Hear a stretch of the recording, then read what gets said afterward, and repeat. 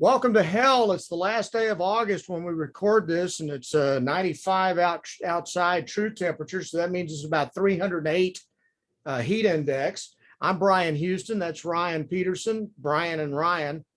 Clever the way that works out, huh? How you doing, sir? Good, just hot, man. Man, it It is is a hot. scorcher. It's hot. It's hot. It is hot. So we are trying to get through it. The football team, we did our first high school football game on Friday night, and that's one of the things that we noticed was that uh, human bodies are just not meant to play football in this kind of heat. I'm glad it wasn't me playing. Same here, and I've been through that before back in the day, back in South Louisiana, back when water was for sissies, you know. So I'm I think grateful. that's the one thing I don't, if of all the things I don't miss about being a sportscaster, the biggest thing for me is covering football in the summer, the 2-a-days practices, and Friday nights going in your shirt, tie, and just sweating. Flop sweat through the shirt and then have to go back on the air. It's beautiful. It's a wonderful Not thing. fun. No, not at all. And I'm with you on that one for sure. Okay, let's talk a little bit. Today's Cutdown Day. And the rosters had to get from 80 to 53 today, or I think 80 to 53 today by 3 o'clock. And again, we're recording this on Tuesday, August the 31st. So the big story nationally today is the New England Patriots cut Cam Newton and named Mac Jones, the rookie from Alabama, as their starting quarterback. You there? Yeah. Okay. Yeah. It's Yeah. frozen. I mean, We're frozen, so we may be going back and forth with this today. You want to go out and go back in, or you want to? we can keep going. Okay, we'll keep going then. Yeah, I wasn't that shocked. I mean, Cam hasn't been great in the preseason. And then, the bigger thing, and politics aside, whether you're pro-vaccine or you don't think you should have to do it, in the NFL this year, if you're not vaccinated, it's a huge problem for the teams because you could end up losing guys much easier during the season. I think all those factors, are why they're going to go with Mac Jones, who has played pretty well in the preseason. Well, first thing is, I don't think Cam Newton's got anything left as a player. I just think his body is beaten up. He is, he did not have a good year last year. I think he had more interceptions than he had touchdowns, and he played 15 ball games. He only had 10 touchdown passes. That's not pro production by any stretch. So from that standpoint, I just don't think he's got anything left. Mac Jones has played pretty well. And I think that Bill Belichick, if anybody knows how to scheme things up to put Mac Jones in a position to be successful, it would be Belichick. And Jones seems to be making all the throws and making all the right decisions. So we'll see when, the real defenses start lining up and going after him. But I have to believe that even as young as he is, it's a step up at quarterback from what they were dealing with Cam last year. Yeah, and it's funny because early in the season last year, everyone was saying, "Oh, why didn't all these other teams that need quarterbacks sign Cam Newton?" Because I think he had that huge night in Seattle. He had a huge game, but then after that, once he got COVID, right? Didn't he get COVID? Once he got COVID, he just never really was the same. And like you said, in today's NFL, when you're not even throwing for 10 touchdown passes or whatever it was, like that's not what you need to win in the NFL. So it changes the Patriots offense big time because with Cam, there's a lot of running. With Mac Jones, it's going to be more like Tom Brady, pure passing offense, quick throws. He's a very smart guy. We'll see what happens with Belichick. I wouldn't put anything past him, but yeah, I don't think it's a surprise. And Cam, honestly, look, Cam was really good in his prime, and he was a physical specimen, I think, unlike anything we had really ever seen at the quarterback position. But the reality is, ever since Super Bowl 50, when he got beat up and they lost, he really hasn't he really hasn't been a good quarterback. And, and that was 2015. So it's been a long time since Cam's really been an elite guy. I agree with you. And now the story coming out of Dallas today, the Cowboys cut Garrett Gilbert and Ben DiNucci, which means that right now they are planning on riding with Cooper Rush again as their backup quarterback, which there's a lot of talk that the Cowboys were at least kicking the tires on the idea of bringing in Cam Newton as a backup quarterback. Mm-hmm. Do you feel any better about Cam Newton being your backup quarterback than you do Cooper Rush at this point? Well, so again, I go back to the vaccine thing. Yep. You want a backup quarterback that's going to be available. Do you want Cam unvaccinated in the same room as Dak? Like, look, there's all these factors. And then two, is Cam going to be willing to be a backup? I was listening, coming back home this afternoon on NFL radio, and they're talking about that they think Cam would more likely wait a week, plan on somebody getting hurt, waiting on somebody starting quarterback getting hurt, and then he can get more money and someone will be desperate to go get a guy like Cam. So, I mean, yes, on the surface, it makes sense. Honestly, I think like the Houston Texans make more sense than Dallas, because in Houston, he probably could start. And I mean, they're not going to win anyways. So I think he would be more wanting to go to a team that he might be able to be a starter. Although, I mean, would the Texans want him? I don't know, but they're not exactly great at the quarterback position either. So yeah, to me, again, the vaccine thing, and I'm not saying pro-vax or not, like, I don't care what you think about it. You have to acknowledge if you're not vaccinated in the NFL this year, it could cause huge problems and you could miss games. And you can't have your backup quarterback as someone that you don't even know if he's going to be available. Yeah, especially if you don't know if your starting quarterback's gotten the vaccine. Right. Yeah, exactly. And the other thing, I will say though, Bryan, take Cam out of this. Surely the Cowboys have to have another plan going into a season. Not necessarily. I cannot fathom how you go into a season with Cooper Rush as your backup. They've done it before. I know, but you haven't learned from that? No, they have not.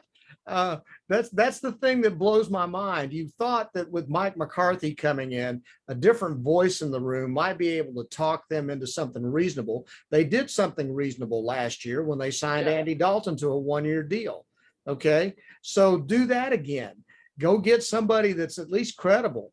But now there's nobody out there available that's not going to call. People talk about possibly Nick Foles. Well, his contract's massive. Well, here's one question. Why would you not give away a sixth rounder for Gardner Minshew? I mean, the Eagles get him for a sixth. Thank you. Why would you not do that? Like, it makes so much sense. Here's even the bigger thing is, why would you not call Jacksonville and say, hey, when you get an offer, call us, because we think we can beat it. We can give you a 5. Yeah. And Gardner Minshew started. I mean, he started and was successful as a starting quarterback in the NFL. He just had the misfortune of being on a team where they had the number 1 pick and, Trevor Lawrence was available. Yeah, Gardner Minshew, with the Cowboys' weapons, Gardner Minshew could produce, I guarantee you.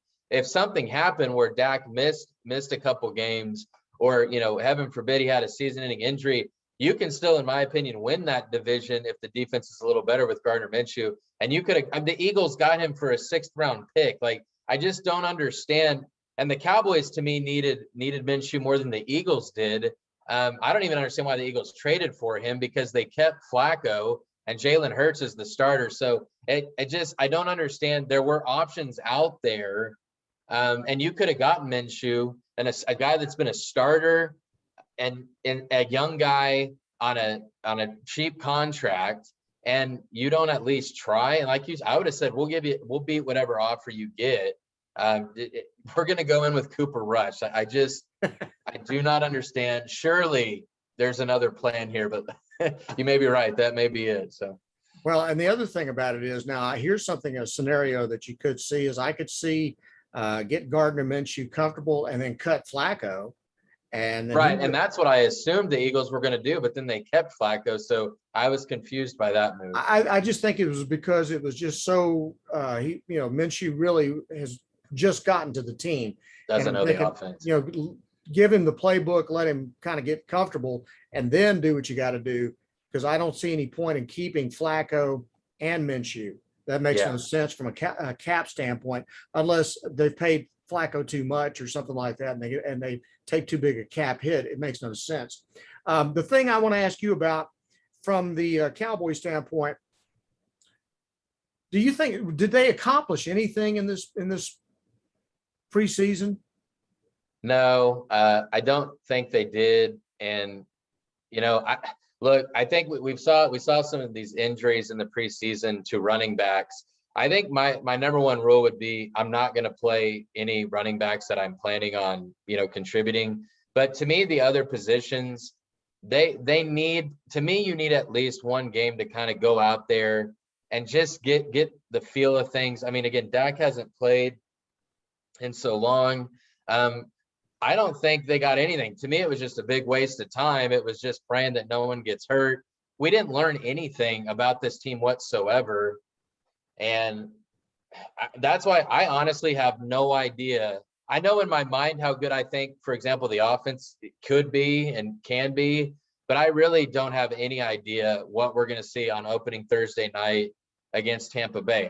I have no idea. They could end up going toe to toe. They could get blown off the field. I don't know what I'm going to see. I don't know what I'm going to see from them. And I don't remember going into a season where I felt less convicted about what I think the Cowboys are going to be. That's from my perspective. I mean, I agree with you. The one thing I do think they accomplished is they found some players that I think are going to be able to help them on defense. I mean, I think Micah Parsons and Jabril Cox are the real deal. So they suddenly went from their linebacker core being a weakness to being a real strength on their defense. I think that they still have a lot of question marks on the defensive line, and I think they've got a lot of question marks in the secondary.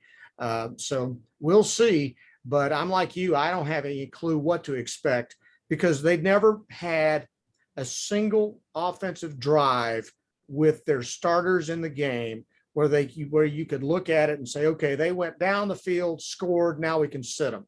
There was never that the entire preseason. So we have no idea what kind of chemistry they're going to have, how coordinated this thing's going to be, and what kind of difference Dak's going to make in the lineup when he gets in there, just because we haven't seen him and he hasn't played a meaningful down in over a year. So yeah, it's crazy. I do think, and I mean, we've been saying this all summer. I do think in this division, I think that they'll be better than the Eagles. I think they'll be better than the Giants. Washington is the one team I could see competing with them for the division because Washington has such a talented defense. But again, at the quarterback position, Fitzpatrick, I mean, yeah, some Sundays he's going to light it up, but others he's going to throw 4 or 5 interceptions. So I don't know really what I'm going to get with Washington. 7 wins, won this division last year. I think the Cowboys can at least win 8 or 9 games in a 17-game schedule. So I don't know. I don't feel like I learned anything from them, but I will say that if Dak is healthy, and it may take Dak a couple weeks to maybe get back to where he was and get comfortable, but this team should win this division with the talent that they have. I think it would be very, very disappointing if they don't win this division, unless Washington ends up just being really, really good and being even better. Yeah, and I got to tell you, I watched a little bit of the Giants this past weekend, and they actually look pretty decent too. Daniel Jones played pretty well, and so I'm not a Jones guy. I think he's terrible. So I'm not buying into Daniel Jones. Okay, that's fair enough. We'll see. Already, we've had one weekend of college football, and we didn't have much. And there's a reason it's called week 0 because all of those games were 0. They were terrible games. But we saw one thing, the big headline was that Scott Frost's 4th year with Nebraska, they're no better now than they were in year 1. They lose to a very mediocre Illinois team under its brand new head coach in Brett Bielema. And they're making ridiculous mistakes, terrible penalties. They have no talent that can separate, no speed. And Martinez is just as erratic as he's ever been at quarterback. Is Scott Frost going to make it through the year? After what I saw against Illinois, I had to turn it off. It wasn't. I turned on the game thinking, well, this will at least be a competitive game. And Nebraska was terrible. And Illinois, like you said, Illinois is not known as a great program. They have a new coach. Obviously Bielema, he looks, this is a big win for him to open the season. Scott Frost has been there 4 years, and this is what you have to show for it to open the season. I think your buddy Tim Brando had talked about how he's been getting heat because 4 years ago he had said he was going to be the next Nick Saban, but in Tim Brando's defense, I thought Frost was a home run hire. You look at what he did at Central Florida, I was like, he's the Nebraska guy. He's going to win. He's young, he's charismatic, all these things. I thought he was going to be great, and I'm shocked at what they are. But we're into year 4. I don't know how you can let this continue. And I don't see where the wins are going to come from on their schedule either, Brian. That's the thing. You can't beat Illinois. Who are they going to beat? So there's not too many W's on that schedule. They play the mighty Fordham Rams. Well, they should win that one. But in Big Ten play, I don't know. I don't know who they're going to beat. The other big college result that I think in the opposite direction, I think UCLA, even though they hardly had any fans there, I think UCLA looks like they're finally headed in the right direction with Chip Kelly. And I think it'll be fun to see, can they maybe not even beat LSU this weekend, but can they compete with them? I think, because Chip Kelly hasn't lived up to the hype that he got either, but UCLA looked better than they had in a long time that I'd watched the UCLA team. So I'm actually looking forward to watching them play LSU. I'm looking forward to it too. I think that it's going to be really interesting we don't know what LSU is going to look like with Max Johnson starting at quarterback. We have some idea. He was pretty solid in the 2 games that he played at the end of the year. The thing that I do find interesting, it was a total embarrassment that the Rose Bowl was practically empty for that game. And what I'm hearing out of Baton Rouge is that they can't give away tickets to this game. Now think about that. This is a marquee team coming in. This is a marquee matchup, and UCLA is having to give free tickets to high schools to get people to come to the game. And I'm telling you, it's going to look like an LSU home game on Saturday night at the Rose Bowl, because those Tigers are going to go there and they're going to do 2 things. They're going to fill that stadium up, and they're going to drink LA dry. And I think I had read, they're the first SEC team to play at UCLA. And it was a long time. It was many, many years. So this is a big marquee showdown, and you can't give away, they are truly trying to give away tickets, and people don't want them. And you want to know why the Pac-12 is irrelevant. They're apathetic on the West Coast. They don't really care. There's no passion. So this is what the Pac-12's become. Well, and this leads me to, I'm put it on Twitter. Okay. So you look at the Rose Bowl and you see the complete lack of interest by the fans toward UCLA. And they want to form an alliance and have a seat at the table to direct or have a say in the direction of the future of college football. Are you serious? Yeah. It makes no sense. And then not only that, but they have the alliance. And so what happens almost the minute the alliance comes out, and everybody's assuming that this is going to be a move to try to freeze the SEC out as far as scheduling is concerned. And right after that, there's announced that there's a 2-game series set up between USC and LSU. So yeah, that was funny. So obviously that's not going to happen either. So that thing is not worth the air that it was spit into, because they didn't sign anything. Yeah. We talked about it, I think it was last week. I still don't really understand what the point of the alliance is. So I don't think anybody knows right now. I think it's just a lot of posturing. Yeah. Couple of things from the local standpoint. Texas A&M named their starting quarterback, and Jimbo did the smart thing, and he named Haynes King, the former Longview All-Star, to be the starting quarterback. Your thoughts about Haynes King and his opportunity there at A&M? Well, I mean, first thought, I mean, a lot of pressure here because I don't remember, at least that I can recall, this much preseason hype for A&M. So I know a lot's expected of them. Haynes, obviously, we saw him do great things at Longview. We're in East Texas, so we got to see him lead the Lobos to a state championship, and he's obviously a very talented kid, but a lot of pressure. And we've seen Jimbo's hard on his quarterbacks, so that'll be interesting to see how he does. Obviously, he's going to be mentally strong, playing for his dad, John King. So I think dad, Coach King, he's going to have him ready for the kind of coaching he's going to get here. But I'm excited for him just to see it. It's always fun, just like when we got to watch Patrick Mahomes play in high school and then take that next step. It's really cool to see these guys. You see them as kids. I mean, you view them as kids, and now you're seeing them growing up as men and on a huge stage. And he has a chance to really be on the national stage and in the limelight with a good SEC team. So I'm excited to see. I just think it's really cool. I do too. And along with that, Texas Longhorns, Steve Sarkisian has to make a big decision. So he decides to go with the redshirt freshman Hudson Card over the more experienced junior who had a really nice bowl game in Casey Thompson. But the word is Card's got incredible arm talent.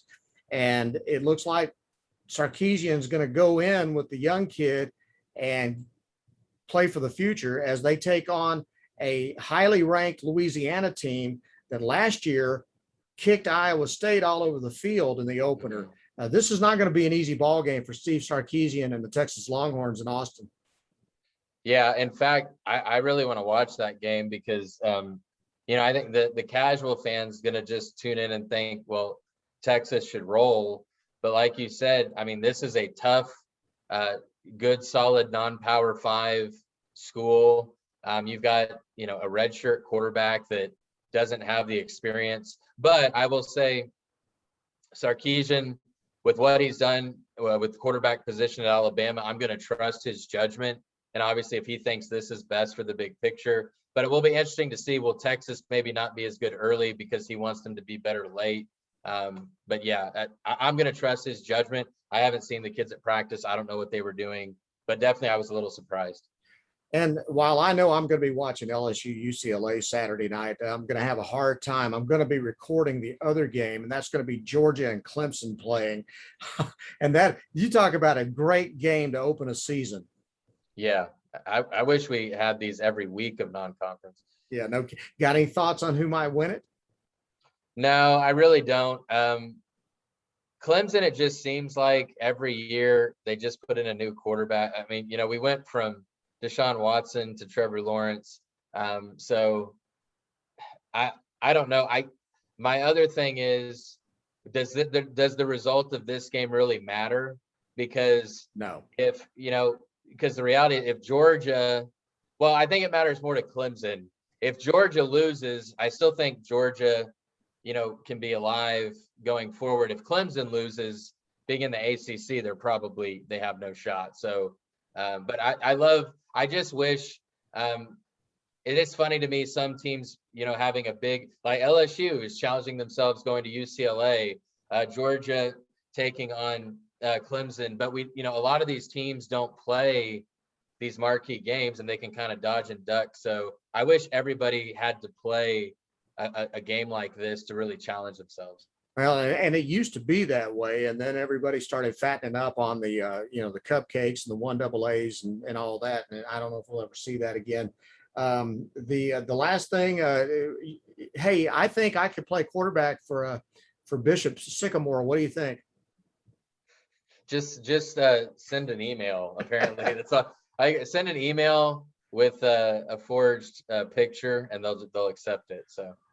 The thing that blows me away about it, I mean, if you haven't read the story, this team was put together as a fraud by a fraud coach. Apparently, this is like an online charter school that's physical address is like a duplex someplace in Ohio. So I'm not even sure there is a school. They somehow hoodwinked Paragon, this search firm that puts these big high school matchups together. They somehow BS their way through that to get a game with IMG that they could be televised on ESPN. And by the second quarter, the ESPN announcers were practically apologizing for the game. That's how bad it was and what a mismatch it was. And IMG ends up beating them, 59-0 or something like that. It was 37-0 at halftime. And it was just no contest. But how in the world your search firm could be fooled like this is what blows my mind out of the whole thing. All the rest of it sounds like prime prep. Remember that? Yeah. And that was pretty much a sketchy deal too. The other Coach thing Prime that really made me, I'm like, okay, so if this happened this time, how do we know it hasn't? I mean, not to that extent, but what is the standard for what teams they put on nationally? Because obviously you can just make stuff up and have a team. And the other thing too is I don't even understand what they got out of duping everybody. I mean, it was just a bunch of guys basically getting crushed and beat up, could have gotten hurt on the field. I don't understand. And they were junior college age. Some of these guys flunked out of junior college. I mean, it's insane.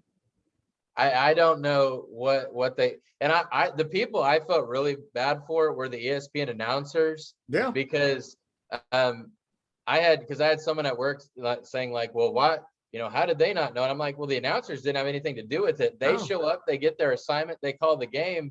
I said, they show up thinking this has been scheduled. This is a legit team, a legit game. And then they start calling it and they're not dumb. They realize this is a joke. Well, what was so funny about it is Tom Luganbill was doing color, and he is one of their college experts. He's one of the guys that puts the ESPN 300 together. And he said in doing the research on these guys from the school in Ohio, he could never find any information out about them. He never could find any kind of verification that any of these guys were even exist. Yeah. Or I think one of the pictures of one of the players that was supposed to be a 3-star quarterback someplace was, at another high school down in Florida. And, and he was supposedly one of the top stars of the class of 2023. I mean, the whole thing is just so ridiculous. But if I was ESPN, I'd fire Paragon. I'd just break the contract, say, you're out. I'm done with you because you let that get on the air and you put that matchup together. And that's just no chance. That's ridiculous. Yeah. And a high school game on ESPN it ended up leading to all this negative publicity, all these articles, more comes out. Like the story gets even more bizarre if you look into it more. So just a complete embarrassment for ESPN. I don't know how they could ever trust them to schedule them a game again. ESPN's having a bad year. It's not good. It's not good. Anything that's on your radar before we shut her down? No, nothing will bring fans back to baseball more than booing fans because they're mad at you for being awful. So applauding the New York Mets for showing me why no one likes baseball. Well, it's been great talking to you once again, frozen, not frozen. And we will look forward to talking to you again next week after we've got some real games to talk about, college football. I'm so fired up and can't wait to see it and look forward to talking to you and breaking it all down next week. All right, buddy. All right. That's Ryan Peterson. I'm Brian Houston. Subscribe, leave a comment, tell your friends about it, and we will see you next week.